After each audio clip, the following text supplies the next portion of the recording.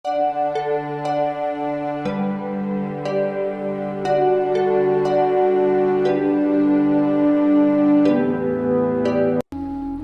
देश 1947 मसीहा अगस्ट मास 15 तारिख में स्वाधीन होता।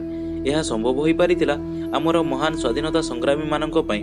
मु चिन्मय आपण मानकु नेई जीवी आज सेही भली जने स्वाधीनता संग्रामी को पाखकु जी अहिंसा और सत्याग्रहर आंदोलन द्वारा आम पराधीन भारत को स्वाधीन कराइथिले।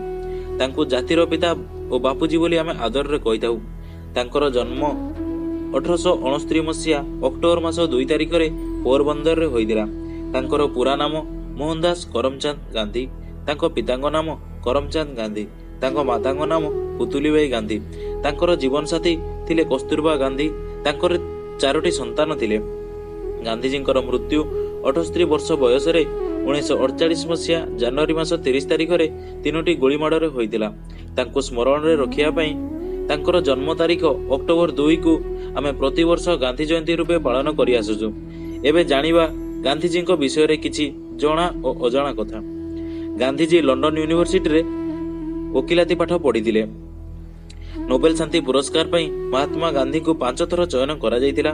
4 देश और 4 महादेश रे नागरिक अधिकार पई से लड़ाई करिथिले।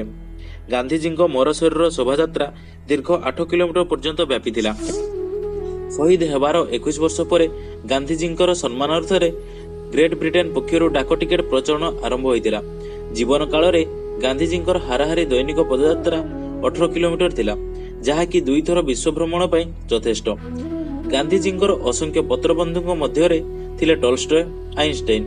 एही परि इंटरेस्टिंग वीडियो पई चैनल को सब्सक्राइब करंतु एवं नुआ वीडियो रो नोटिफिकेशन पई बेल आइकन को दबांतु। एही वीडियोटी आपण मानकु किपरि लागिला ताहा कमेंट बॉक्स रे जणांतु।